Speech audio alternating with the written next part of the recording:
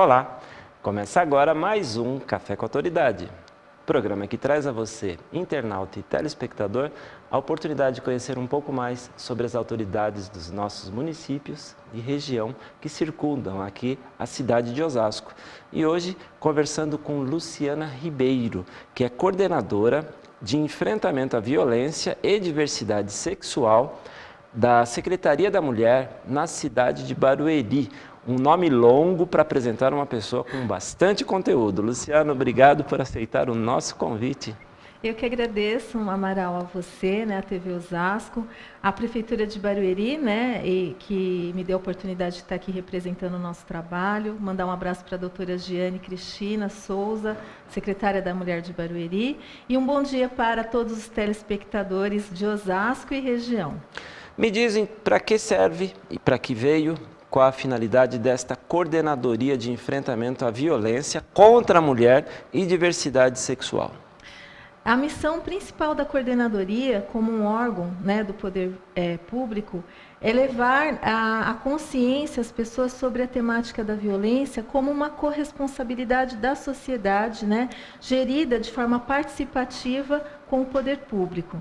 Porque hoje nós temos a violência banalizada, não só por uma questão de gênero, a violência contra o ser humano. Verdade. O Brasil é o 5º país no mundo que mais mata mulheres e o primeiro no ranking mundial com mais homicídios contra a população LGBT.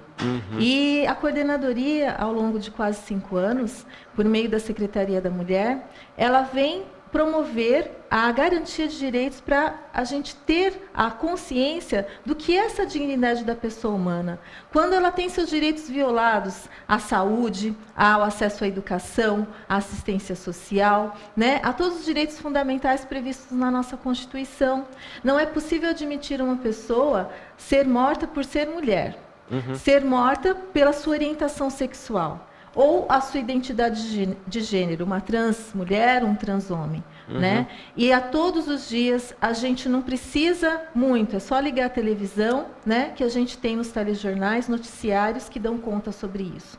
Mas eu tenho a dizer a todos que essa região oeste, ela tem um movimento muito importante e significativo, que resultou num trabalho também de consórcio, que tem um grupo de gênero, que trabalha essas políticas para a região oeste, que abrange, por meio do consórcio oeste, 8 municípios, e para além desses 8 municípios, tem o eixo do consórcio Conisud, que aí se reúne aí uns 28 municípios. Desses 4 anos para cá, nós temos nos mobilizado numa comissão regional de políticas para mulheres, que tem uma composição com gestoras municipais, com a participação também da sociedade civil, sempre em momentos significativos, que a gente promove audiências públicas, fóruns de debates, para a gente poder refletir em como avançar, porque houveram avanços, sim, na questão de direitos humanos, houveram, mas ainda há muito que caminhar. Por exemplo, nós temos uma região oeste que ainda não tem uma casa-abrigo. O que é a casa-abrigo? Um acolhimento institucional para mulheres vítimas de violência, no caso das mulheres vítimas de violência. Porque muitas vezes ela tem o marido que agride e, ao denunciar, ela fica solta, sem ter para onde ir e correndo o risco de sofrer uma violência ainda maior. Às vezes ela mora na casa dos parentes, da família extensa desse companheiro. Ela deixou, muitas vezes, a vida ao longo de uma violência crônica, anos sofrendo a violência doméstica. Deixou de trabalhar, deixou seus estudos, deixou sua vida para cuidar. Se anulou em detrimento do matrimônio. Em prol da família, enfim, porque nós temos uma cultura que nos dá conta disso. E não tem esse reconhecimento, não tem fundo de garantia, não tem férias, não tem 13º, e é um trabalho árduo. E é um trabalho que é atribuído só à mulher, vejam bem. Nós nascemos com uma divisão de papéis, Quando a gente fala em políticas para mulheres, por que o papel de tarefas domésticas, desde que nós nascemos, já tem é que ser cultural, atribuído. E a brincadeira de boneca, a brincadeira de cozinhazinha é da menina. O menino, não sei nos dias de hoje com a internet, mas no meu tempo era brincar de carrinho de rolimã, empinar pipa, fazer coisas voltadas às mais atividades físicas. E a menina já era doutrinada, ensinada, adestrada a ser doméstica. Sim. E para isso que a gente vem buscar aí junto à comunidade refletir essas questões, porque essas situações resultam na violência. Quando eu utilizei também. A palavra adestrada, foi num sentido pejorativo, realmente, pelo fato de que é assim como ela é tratada, não que o adestramento seja algo que deva pertencer ao convívio e à cultura da mulher, que ela tem todos os direitos como qualquer um. Então, eu deixo claro aqui que quando usei o termo adestramento, realmente no sentido pejorativo. E nós acabamos reproduzindo isso ao longo da nossa trajetória de vida, né? Nossa história de vida. Porque o ser humano, ele é movido de uma aprendizagem, né? De hábitos e costumes ao longo do seu contexto familiar, comunitário, social. E essa moça, essa menina que cresce dessa forma, não que isso tenha que ser um ponto para tudo que dê resposta à questão da violência doméstica. Ela acaba reproduzindo isso na sua vida adulta, muitas vezes. Porque ninguém nasce vítima, se torna. E ninguém nasce autor de agressão, como, no caso, os homens que agridem as mulheres. Eles acabam, muitas vezes, num meio familiar, social, que eles aprendem essa violência e reproduzem essa violência, e, assim como elas entendem isso natural. Né? No dia a dia, por meio da Coordenadoria de Combate à Violência, nós atendemos casos, Amaral, que nos dão conta, assim, de que meninas, às vezes, fogem da sua casa precocemente, se envolvendo em relações já violentas. E reproduzindo aquilo que viveram com a mãe, com uma tia, com as avós. Sai da repressão familiar para entrar no convívio carrasco do companheiro. Exatamente. É meio como se houvesse aí já uma transferência, ela não consegue vibrar noutra sintonia. Então tem que haver um amadurecimento pessoal próprio interno. Isto é uma atividade da coordenadoria. Na prática, como funciona? São seminários, palestras, frequências domiciliares? Como que vocês atuam na prática? Nossos serviços, e aí eu vou aproveitar a sua fala agora, ela vem ao encontro realmente desse trabalho que nós promovemos por meio de fóruns, seminários, e lá na ponta mesmo, de uma forma descentralizada, a gente percorre todo o município de Barueri, né? Com o Chá Lilás, que é um dos motivos pelo qual estou aqui hoje. Chá Lilás é um programa, né? Por meio de palestras, fóruns, seminários, onde a gente vai percorrer todo o município, né, por meio de encontros que vão dialogar com a comunidade em geral sobre a questão das várias formas de violência de gênero, né? O porquê, né, dentro da história, né, a gente já criou essa cultura e como desmistificar, né, essa imagem que se tem da mulher, muitas vezes, como eu havia comentado com você há pouco, que tem aí uma violência simbólica da mulher, erotizando a imagem da mulher. Sim. As várias formas de violência que a mulher sofre, por exemplo, a violência sexual, muitas vezes fomentada por essa violência simbólica. Quando uma mulher chega na coordenadoria para denunciar uma violência sexual que ela sofreu indo para um trabalho, para sua faculdade, e aí ela chega numa instituição e ela sofre outra violência institucional, quando ela não é acolhida de forma humanizada, e acham e atribuem a culpa a ela pela forma que ela estava vestida e relacionam o fato dela ter sofrido a violência sexual. Você estava com uma mini saia. Como se isso justificasse. Isso justificasse a violência. Assim como a violência doméstica. A violência moral, psicológica que a mulher sofre muitas vezes porque deixou queimar um arroz, porque não passou uma camisa corretamente. Parece radical minha fala, mas é a realidade, gente. São os relatos que nos chegam. Porque a violência que ela permeia quatro paredes se dá, às vezes, por conta disso. E aí ela vai crescendo, Amaral. Né? Não é só a violência física, mas o que potencializa a violência física, né, desencadeia e resulta a violência física, muitas vezes é esse processo. Começa com xingamentos, com as ofensas, né, com as formas pejorativas de tratar a mulher. E essa mulher também que está no mercado de trabalho e tem que dar conta do lar. Essa mulher que tem vários papéis assumidos. Sim. Né? Por isso que eu faço um alerta a você, mulher. Nós que educamos, nós que geramos, né, vamos também educar nossos filhos, né? Que não existe papéis na responsabilidade social. O papel de cuidar do filho, o homem, quando está cuidando do filho dentro de casa, ele não está ajudando a mulher. Ele está compartilhando o papel que é dele também. Sim. Nós sofremos uma divisão sexual em várias esferas sociais, né? Vamos dizer, há pouco tempo, a gente está na iminência da Copa do Mundo já, como passou o tempo. É verdade. O futebol feminino, nós passamos por ele batido. Nossas meninas são meninas de ouro e é valorizado. Por quê? Porque ainda há uma divisão sexual no esporte com relação a gênero, masculino e feminino. Assim como mulheres no mercado de trabalho, que muitas vezes são tão capazes quanto os homens e não ganham salários iguais. E aqui, eu digo, não estamos defendendo a bandeira masculina ou feminina, ou a questão feminista, mas que deu base muito para que a gente chegasse aqui aos direitos ao longo da história. O movimento feminista é o ponto importantíssimo na trajetória de conquistas das mulheres, porque toda a luta de mulheres tem um pano de fundo trágico. Digo, dia 8 de março, onde mulheres morreram, né, pela luta de direitos iguais, pela redução de carga horária de trabalho, para ter crianças também na creche, enfim. Mas nós estamos aqui para dizer assim, é necessário ter um pé de igualdade para que a gente preserve vidas, né? Para que a gente tenha meninos que lá no futuro sejam homens que respeitem a mulher na sua condição plena de autonomia, de independência, porque não dá mais para a gente tolerar tanta violência, né? No município de Barueri, o que deu também a origem da gente estar hoje dialogando sobre, no Xalilás, trazendo a questão do encontro interreligioso.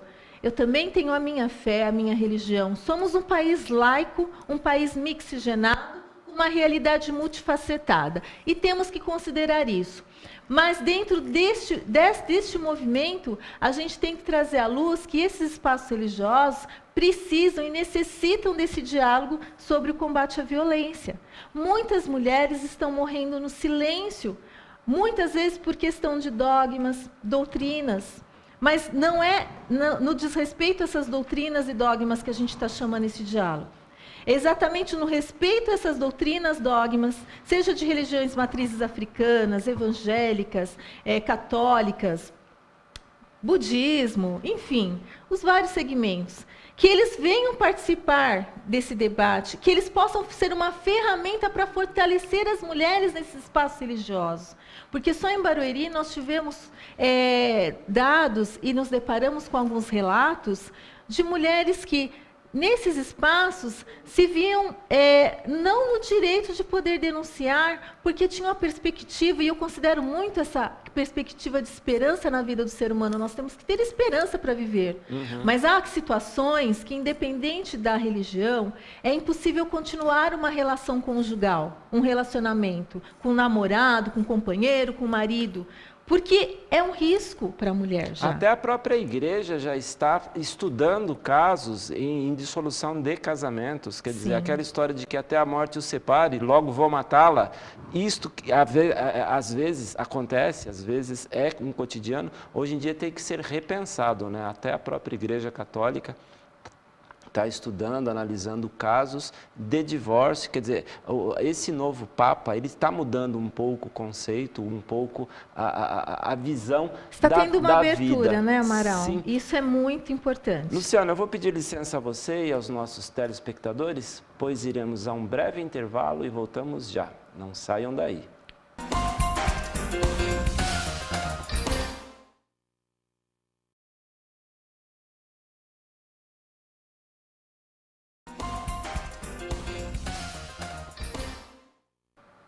De volta com o Café com Autoridade, conversando com Luciana Ribeiro.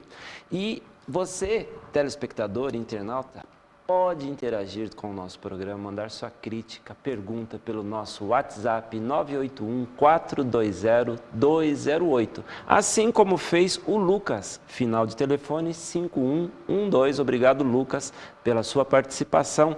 E ele faz a seguinte colocação. Luciana, as mulheres têm uma secretaria especial para elas tratarem de assuntos pertinentes a elas. Por que não há também uma secretaria de assuntos para os homens? Os homens também não têm problemas? Sim, eu considero que os homens têm problemas, mas não morrem tantos homens, né, por serem homens, como as mulheres. Por uma questão de gênero. Pelo simples fato de ser mulher. Pelo simples fato de serem homens, né, e vice-versa.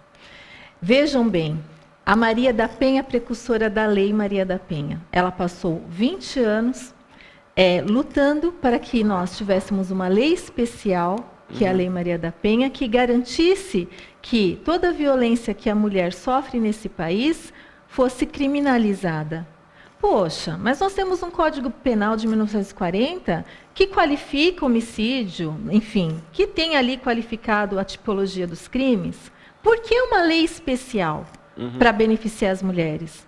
Lucas, não é questão de beneficiar ou um equipamento público só para as mulheres. É porque nós vivemos uma realidade no mundo que, infelizmente, o gênero feminino, ele tem seus direitos muito mais violados do que o gênero masculino, infelizmente.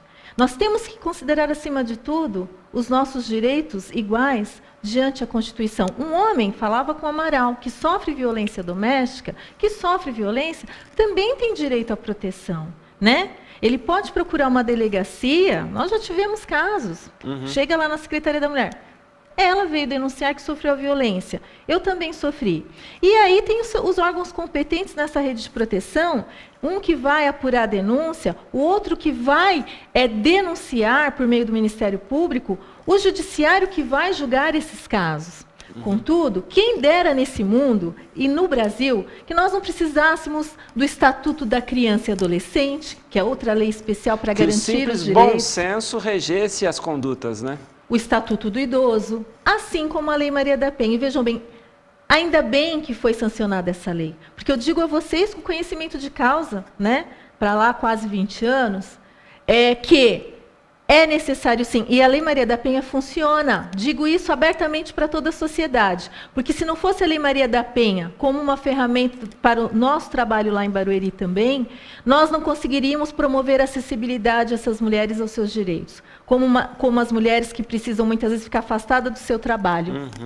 Nós temos garantido, por meio dessa lei, legitimar os direitos dessas mulheres, como nós falamos da Casa Abrigo Regional, que é uma pauta já no consórcio para implantar na região, né? Mando um abraço para todas as parceiras, todas as mulheres da região que lutam por essa causa, já está em encaminhamento no consórcio Oeste, porque acolhimento, institucionalizar o ser humano não é vida para ninguém, tem que ser última medida, porque a mulher que sofre violência não pode ser privada da sua liberdade. Mas, por um risco de morte, muitas vezes ela e os filhos têm que serem encaminhados por um abrigo Luciana, institucional. Uma situação assim, não estou querendo fazer apologia, mas só para meu esclarecimento. Apologia válido. muito pelo contrário, inclusive. Obrigada. Mas como fica a situação, por exemplo, de um marido que está sendo afrontado pela esposa e ela se valendo de que não pode ser agredida por conta da Lei Maria da Penha, e muitas vezes ela usa isto como provocação. Você quer me bater? Vem, me bate que eu vou te denunciar na Lei Maria da Penha. E fica aquele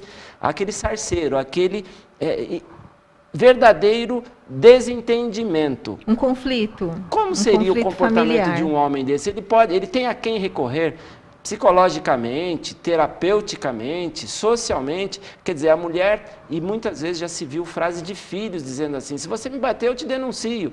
Antigamente, um olhar dos nossos pais, como eu disse, não estou fazendo apologia à agressão, mas o modelo, ele tinha uma ordem, um pouquinho mais militar talvez, mas eu bem me lembro que um olhar dos nossos pais dizia muita coisa e nós mudávamos a nossa conduta. Às vezes um encontro de adultos numa sala de casa, nós não podíamos nem passar perto, só o pai olhar a gente já saía, sabia, ou a mãe olhar, né? E tinha esta regra, tinha esta doutrina que vivíamos. Eu vivi uma época, até eu peguei o finalzinho do regime militar, isso se confronta um pouco, quer dizer, este excesso. Só que hoje, eu peço benção para minha mãe, até hoje a chamo de senhora, o que não acontece com os meus filhos. Eu sou o amiguinho dos meus filhos. Não tem que ter um contraponto aí também, para a gente não perder, não a autoridade, mas para que as coisas fiquem um pouco sem regra. E, insistindo na pergunta, como um marido reagir quando a mulher o afronta, quando a criança o afronta, em detrimento da existência dessa lei?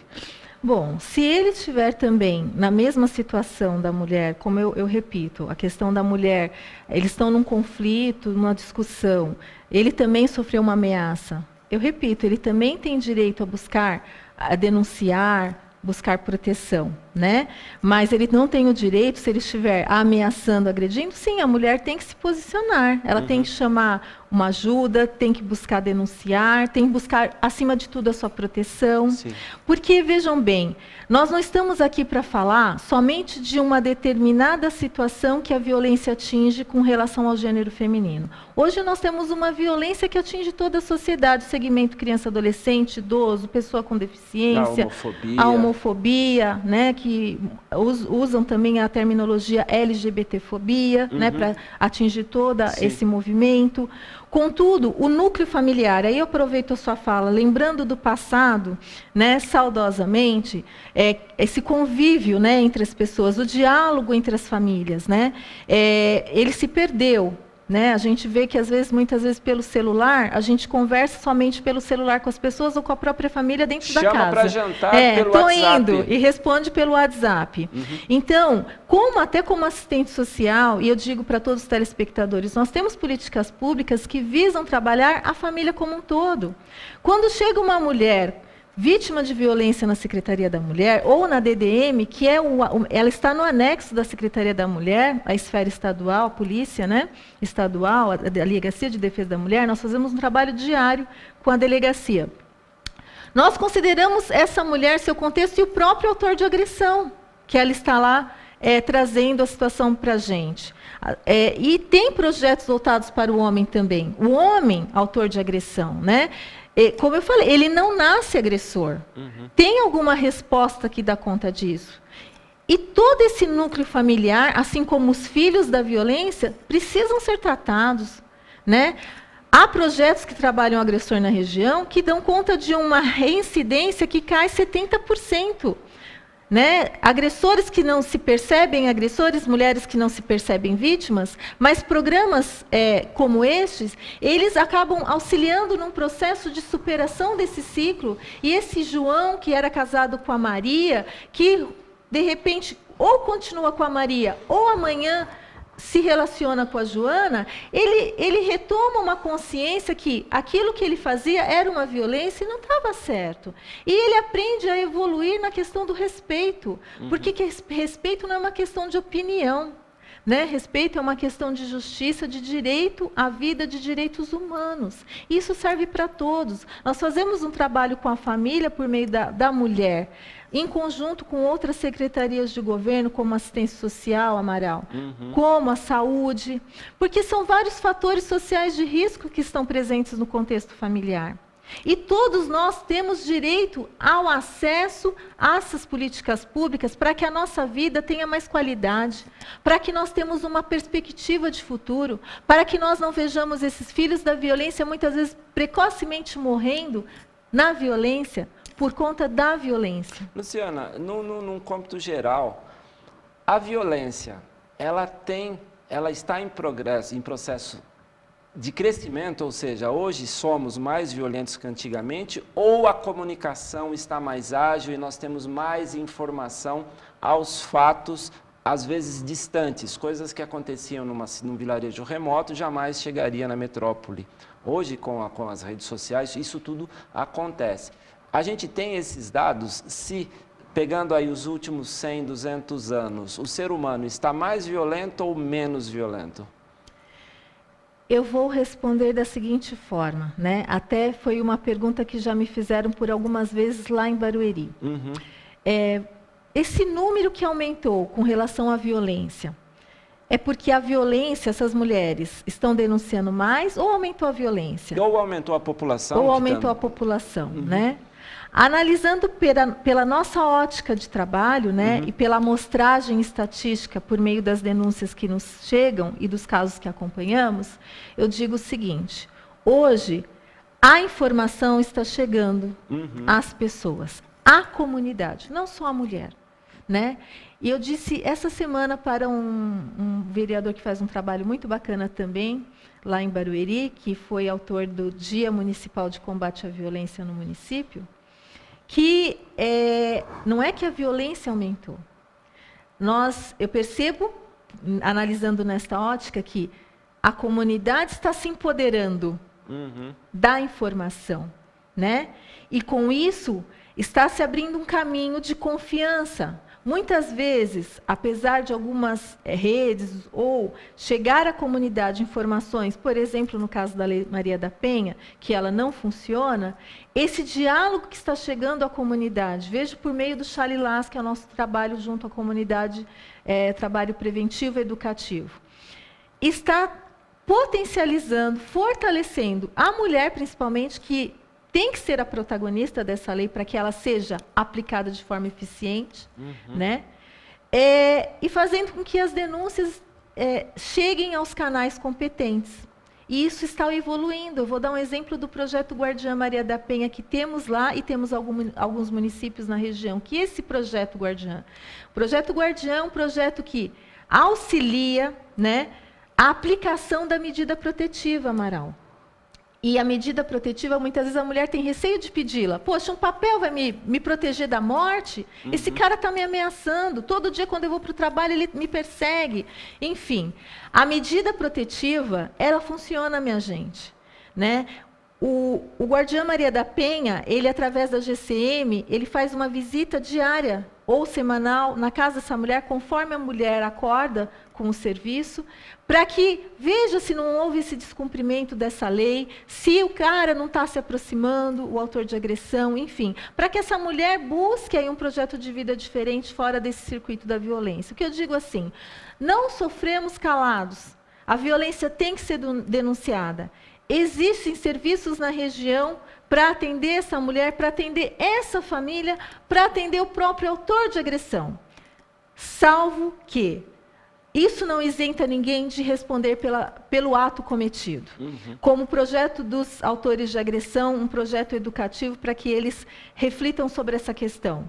Isso não vai isentá-lo, né, de responder sobre o crime cometido, mas vai poder promover uma perspectiva de um homem diferente no futuro, que veja que ele era violento e que não dá para ser assim mais, e que possa promover atos mais humanos em sociedade. Luciana, as perguntas chegam, o tema é bastante abrangente Sim. e necessário de ser comentado.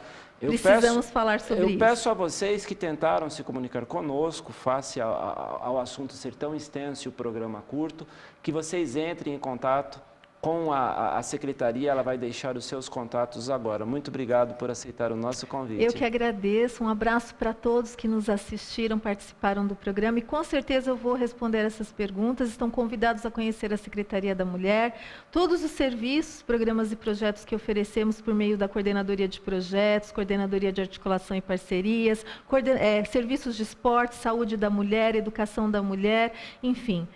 Todos serão muito bem-vindos para conhecer nossos trabalhos. E hoje o Chalilás, às 13h30, com a juíza doutora Tatiana Moreira e todos esses segmentos religiosos que foram convidados da região e do município. Um abraço no coração de todos. Estou sempre à disposição em prol do ser humano, gente. Um abraço no coração de todos. Muito obrigada. Muito obrigado. O Café com a Autoridade fica por aqui. Tenham todos uma ótima semana. Até o próximo programa, se Deus assim nos permitir.